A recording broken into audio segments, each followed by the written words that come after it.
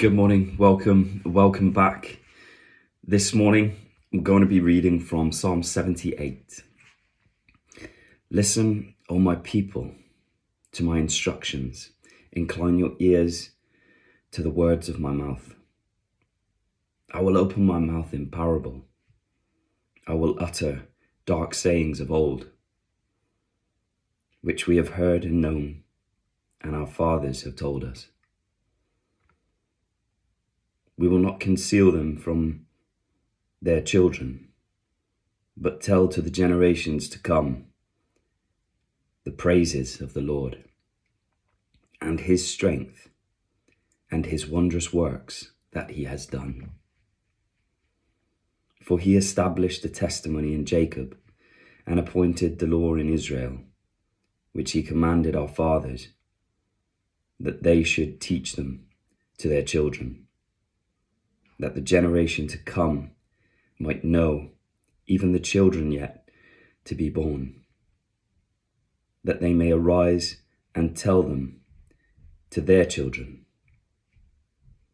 that they should put their confidence in God and not forget the works of God, but keep his commandments, and not be like their fathers, a stubborn and rebellious generation, a generation that did not prepare its heart, and whose spirit was not faithful to God. The sons of Ephraim were archers equipped with bows, yet they turned back in the day of the battle.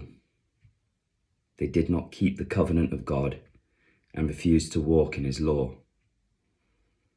They forgot his deeds and his miracles that he had shown them. He wrought wonders before their fathers in the land of Egypt and the field of Zoan. He divided the sea and caused them to pass through, and he made the waters stand up like a heap. Then he led them with the cloud by day, and all the night with the light of fire. He split the rocks in the wilderness and gave them abundant drink like the ocean depths.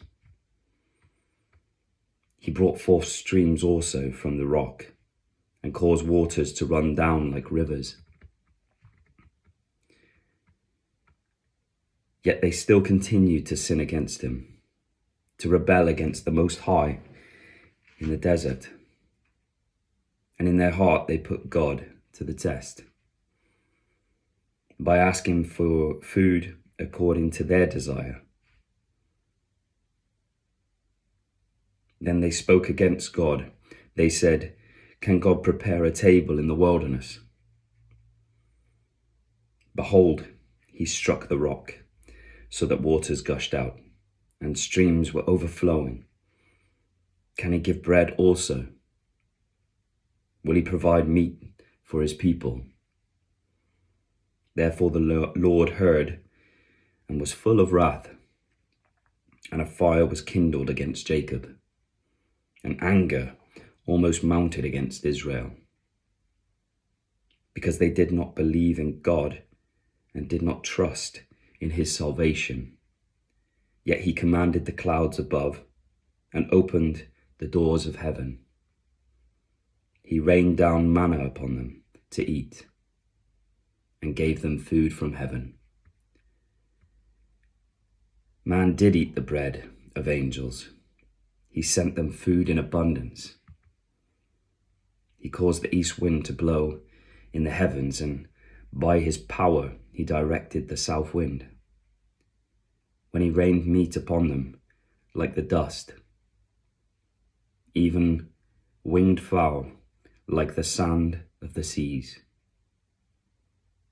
Then he let them fall in the midst of their camp, round about their dwellings. So they ate and were filled, and their desire he gave to them. Before they had satisfied their desire, while their food was in their mouth, the anger of God rose against them, and killed some of their stoutest ones, and subdued the choice men of Israel.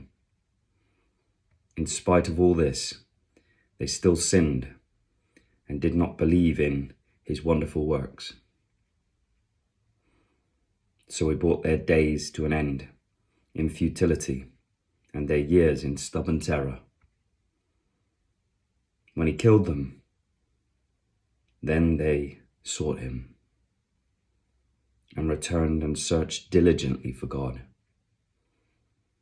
And they remembered that God was their rock and the Most High God, their Redeemer. But they deceived him with their mouth and lied to him with their tongue. For their heart was not steadfast toward him, nor were they faithful in his covenant. But he, being compassionate, forgave their iniquity and did not destroy them. And often he restrained his anger and did not arouse his wrath. Thus he remembered that they were but flesh, a wind that passes and does not return. How often they rebelled against him in the wilderness and grieved him in the desert.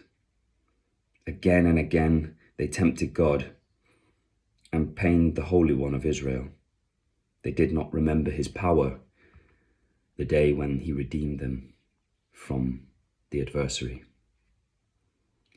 When he performed his signs in Egypt and his marvels in the field of Zoan, and turned their rivers to blood, and their streams they could not drink.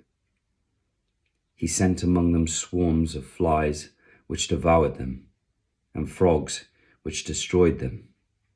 He gave also their crops to the grasshopper, and the product of their labor to the locust. He destroyed their vines with hailstones, and their sycamore trees with frost. He gave over their cattle also to the hailstones, and their herds to bolts of lightning. He sent upon them his burning anger, fury, and indignation and trouble, a band of destroying angels. He leveled a path for his anger.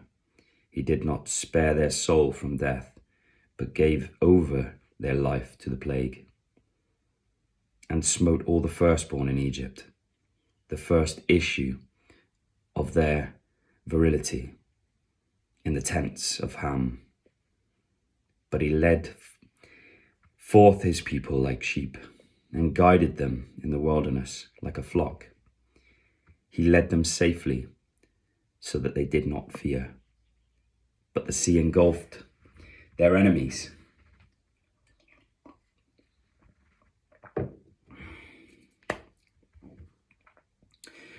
So he brought them to his holy land, to this hill country, which his right hand had gained. He also drove out the nations before them, and apportioned them for an inheritance by measurement, and made the tribes of Israel dwell in their tents.